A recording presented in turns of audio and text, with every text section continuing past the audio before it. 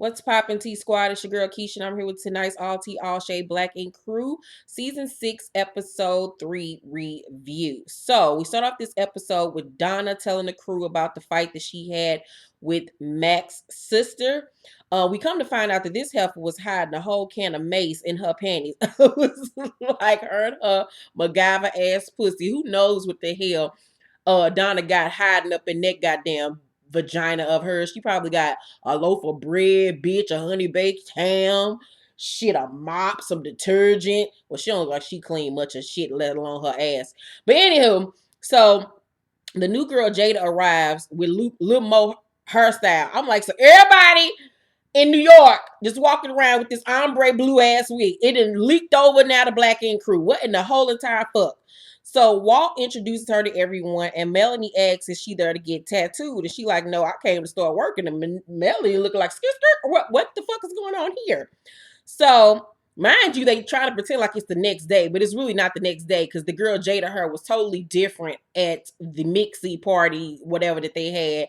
Now she got a whole weave in her head that's old as fuck because you can tell it was old by the roots. I need for y'all to do better. So Walt says, I hired a receptionist last night. Melanie says that she have experience, and Walt says she got a cell phone. I mean, who don't know how to answer a phone? Like, what the fuck? It's not that damn hard. So Mel agrees to let the girl work there. She takes the girl around the shop, showing her the layout, then asks her to go down to the bodega and get some paper towels. So as soon as the girl leave out, Melanie then locks the door on the girl and tells Walt she does the hiring. I was like, see, Melanie, that's what's going to get your little light-skinned ass fucked up. You should have just told the girl, nah, he doesn't have the right to hire anybody. I'm the manager, and went about it that way instead of locking this girl out. Because she come back and pop your ass in the goddamn forehead, then she'll be fucking wrong. So C's goes to get his STD results, and the doctor tells him he has mycoplasma genitalia. So he about damn near in tears, talking this gonna fuck up his career and everything. And the doctor's like, hold up, C's, you just got a UTI, a urinary tract infection. You drink his cranberry juice, take these pills, you'll be all right. So he's like, hallelujah, thank you, Jesus. I'm gonna slow up on letting hoes suck on my dick. I'm about to become a vegan and detox and be great with God. So Sky and her bestie Allison head to Dallas to see her sons. They get there and they go to the house.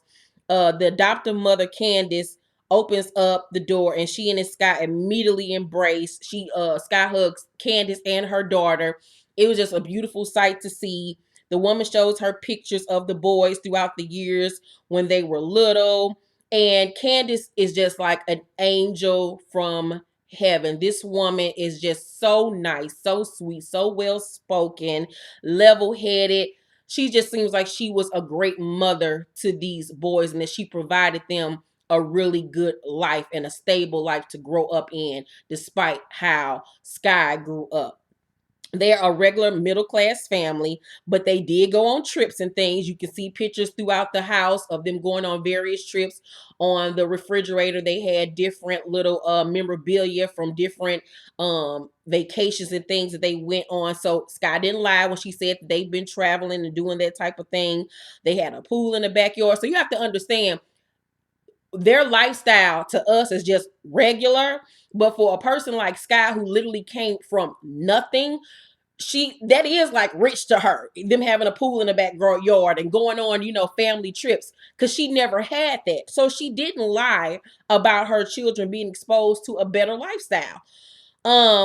Sky asks can she meet the boys, and Candace says yes. Des, I don't know if his name is Destin or just Des, I can't remember. That's the youngest boy. She said he would love to meet her. He's at football practice right now, but when he gets home, of course they can meet. The mom then tells her that Sky's oldest son, Genesis, she has not seen him since July. And she says when his biological father, Alton, reached out to him a year before and told him he was going to do all these things for him. And she thought that his intentions were pure. So since Genesis was almost 19, she felt it was okay to let him go with Alton. But as soon as he left, he changed. And when he left the house, he loved Sky and always knew the truth. But whatever is in his head now isn't coming from him. She feels that Alton has gotten this little boy head and fed him a bunch of lies. And she said that both boys always knew that Sky put them first. Sky breaks down and starts crying, and she like, do they really understand? Do they really get it? And Candace is like, yes, I know there were many days that you wanted to come, but you didn't want to disrupt their life. And that speaks volumes about the type of woman you are. And Sky says, that she hopes that she can repair their relationship. And the mom says, I think that if it's just you and him, it'll be wonderful. Sky asks, can you reach out to him for me? And the mother says, yes. If he were to walk in here by himself, he would hug you and start crying. He has a difficult time with his anger. But other than that, he's everything you would want in a son. And from my take on from what the adoptive mother has said, from what Sky has said, from the interviews we've seen this little boy do, from how everything played out in this episode, from my take on it, from what I'm seeing, I see that this boy was raised by loving adoptive parents, that he has anger issues. He seems like he might have some type of mental something to me. You have to realize that her mother has mental issues. Sky has anger issues, and I think that it has trickled down to that particular son, that he might need some type of counseling. He might need a goddamn pill. And it seems like he's very easily influenced. It seems like although he had a stable home and a very good adoptive family to love and support him and take care of him, that he did always yearn to have his parents in his life. So when Alton got to him before Sky did, he latched on to him so he could have that relationship and bond that he had been craving his whole entire life, and that he's looking for some type of love and acceptance from his biological parents. But Alton was the one that got to him first. And it seems to me like Alton has fed this child a bunch of nonsense, a bunch of bullshit, and using this little boy as a fucking meal ticket, because he's angry at Sky, but he's not angry at Alton. That makes absolutely no sense when this nigga was never around. At least she tried to take care of him for as long as she could, despite the fact that she never had a place to stay, was in and out of jail, was 14, 15, 16 years old, trying to raise these kids until she got locked up indefinitely at the age of 19 and had to hand them over to her mother. So this little boy has just been brainwashed by this man who is a fucking leech, who is using this little boy to get whatever kind of interviews or free swag or whatever he can based off of Sky's name. Let's not forget that he was much older than Sky, and the reason why he wasn't around to be there for Sky or that little boy, because he would have went to fucking jail for fucking having sex with a minor. So I've always been Team Sky with this whole situation. I know a lot of you down there in the comment section say fuck Sky, this, and that, but I look at it from a different way. I just honestly do. And everybody has their, right to their opinions or whatever. And I don't knock you guys for not liking her or whatever, because that's y'all opinion. Y'all are, you're able to feel that way. But I just look at it in a totally different way. I see the bigger picture. I see her heart. And I don't think that she was ever just like, fuck them kids, I don't want them. I feel like that girl did what she felt was best for her children at the time, considering she was in prison when her mother made the decision that I can't even support them. You can't even support them. Let's give them a stable environment to grow up in. And I felt like that was the best decision for those children. Now that they're old enough and she's in a stable place in her life where she has steady income, she has gotten her life in order, now is the right time for her to step back in and be a mother to these children and to build a relationship with them. That's just my opinion. So back in New York, Cease tells the crew that he wants to repair certain relationships, i.e. his relationship with his baby mama. He wants to dead the beef that they have with one another. I'm like, hallelujah, thank you, Jesus, about time. Mel dirty ass baby daddy brings her flowers and takes her outside for a surprise. And it's a damn trailer home that he wants them to live in so they won't have to pay rent. He wants them to sublet their apartment in Brooklyn until they can pay off this debt. She ain't feeling this bullshit at all, but from the looks of things, she gonna go with it. So Sky's son, Des, comes home from school and they just rush into each other's arm and embrace. And everyone is crying. Candace is crying. Allison is crying. The little white sister is crying. She examines his face and, looking at how much they look alike and examining his birthmarks and moles and just comparing things. And it was just a beautiful sight to see. Her and the little boy go outside And she tells him that, he looks amazing and asks, has he been happy? And he says, yes, mom, I've been happy, but he always wanted to see her. So going back to what I said, I feel like him and Genesis always yearned to know their mother, despite having the stable home that they had been living in and having a good adoptive mom like Candace in their life. Who doesn't want to know their actual mom and dad and know, does she look like me? Do we have the same mannerisms?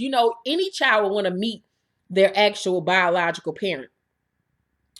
So Sky apologizes to him and asks, can she be in his life? And she promises that she will always be consistent. And she can be consistent now because she has, like I said, a steady income, a home. She can provide for them now. She's not in and out of jail. She's gotten her life on track.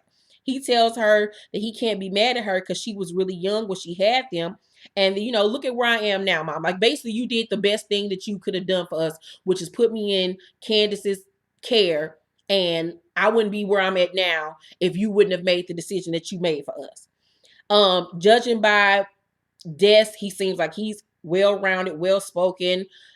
He seems like he's a stable young man, smart, intelligent, handsome. He has a good, head on his shoulders. A great child, handsome, everything. So he invites Sky to his football game, and of course she agrees to go. Back in New York, they asked Mel what was up with the RV, and she lies and says it was just a romantic gesture and they spent the night in there one night. In her confessional, she says, I have enough problems getting them to respect me as a manager. I'm not telling them about my financial problems, which is going to set up next week episode when that money come missing. It's going to look like Mel ass took it. So the vagina slayer comes back to do his tattoo. He finishes it within an hour. Mel, of course, does not like it. She hating on the little nigga. It wasn't a horrible tattoo, nor was it great. Steve's looks at it and says he was starting him as an apprentice under Mel because his work wasn't perfect. Mel says, I already got one ass to wipe at home. I don't need another. Seems like they got some sexual tension, her and the vagina slayer. Donna say, if you can't make a hire and stand behind it, then maybe Walt should be manager. And I was like, well, okay, everybody team Walt, not team Mel. I always felt like Walt should have been the manager anyway. He's been there the longest. Sky goes to Des' football game. All the little girls are walking around with her son's number on their faces and everything. He like the little nigga at the school that everybody want to be with. And I'm like, keep them white bitches away from him, Sky. So after the game, Sky thanks Candace again for allowing her to see the boys and for just being such a wonderful woman.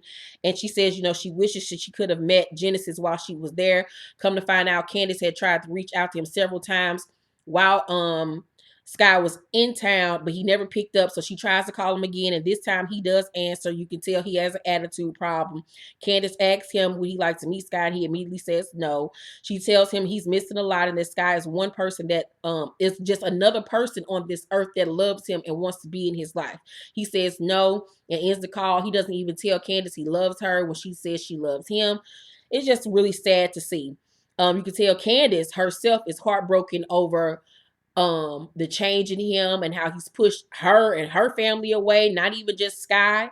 So Candace tells Sky that he's only saying this because Alton is standing right there. And, Sky handles the rejection well in the moment, but, of course, in her confessional, she breaks down and cries.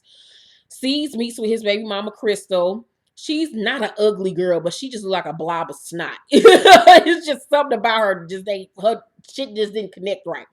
So Steve tells her he wants to be cool with her, and they wasting time by beefing. Crystal says, I'm just waiting for them 3 words, and he like, I love you, kiss my ass. Oh, okay, I understand. She wants to hear I'm sorry. So he says, I'm sorry, Crystal. She's like, I'm sorry, Crystal, for what? He was like, everything. So they cheers to new beginnings, and she sets some grounds rules with him that from now on she wants him to stop cursing so much around their daughter and for him to stop calling her his baby mama. She's his child's mother. Semantics, bitch. Okay.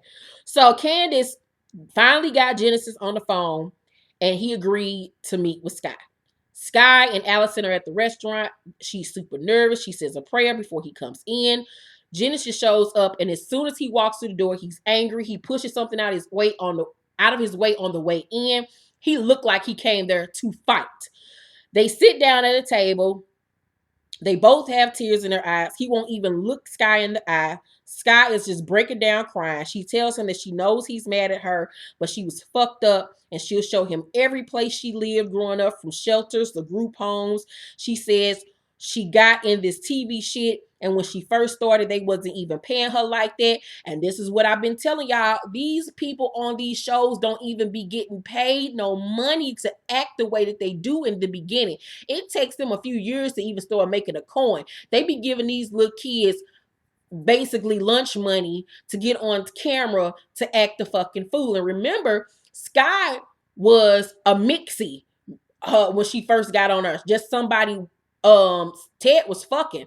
It wasn't until like 2 years, 2 seasons later that they made her a permanent cast member. So of course she wasn't making no money, but he young, he's impressionable, he's going by everything his daddy is telling him, that she making all this money, this and that. This girl just started making money. You can tell Scott didn't start making money until like 2 years ago, because I've been following her on Snapchat when she got her first little apartment that was nice or whatever, and then now she's moved into that little mini mansion down there in Atlanta. But that girl just started making a coin off this show.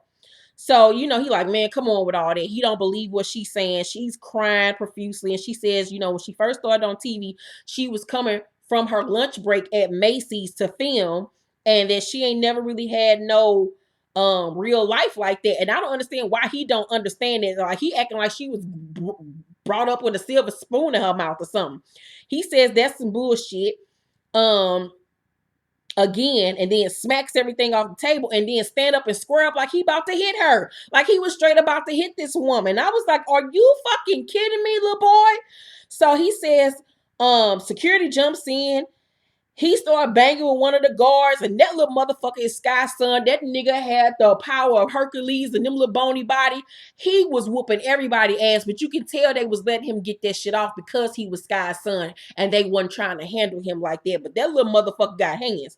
So one of the security guards is holding Sky back while she's saying, "Get off of my son! Don't touch my son! Don't get off my son!" He's steady trying to fight everybody. They yank Sky outside. Then we see they put Sky in the van while she's crying. Genesis got his shirt off. We see a big ass black man following behind him across the street, which was Alton, bitch ass. He's a fucking parasite and the devil. And then the episode goes off. This episode was so emotional, so just like, and it's just sad because it was true. Wasn't nothing scripted, wasn't nothing fake about this shit. This was real life. I feel bad for everybody involved. I hope and pray to God that the little boy Genesis gets away from this Alton nigga, this leech ass motherfucker here, and gets into some type of counseling and anger management, and that he will at some point allow Sky in his life. I told y'all that Sky still does have a relationship with Des. I just saw on her Instagram a few weeks ago, not even a few weeks ago, it was literally like 2 weeks ago. Let me see if I can go to it, where she took him to go get his haircut, and they just had a really good mother-son day. And it's really good to see her still be in his life and for him to open himself up to her. I just pray that she can build a relationship with Genesis at some point. Maybe I didn't see it on her. Maybe I saw it on Instagram. I mean on Snapchat. But regardless, it's just sad to see that little boy be in so much pain and to be so angry, and I don't wish that on nobody's child, and I just pray that the little boy gets help, and that somehow, some way they can find their way back to one another, and that he can get away from his leech ass daddy. So let me know what y'all think about tonight's episode down below in the comment section. I don't even want to say it was an A, because it was just too much for me to be putting in the category of A, B, C, D. It was just too real. So make sure to thumbs up this video, subscribe to my channel if you have not. Excuse me. I'm gonna go see Jumanji tomorrow. I'll let you know if it was good. Saturday, be on the lookout Friday for my Married to Medicine review, and Saturday, I will be going live on YouTube for a new episode of Spill the Tea, 5:00 p.m. Central Time. Get ready. Got some really good stories for you all this week. I love you guys very much. Have a safe, blessed week. Bye.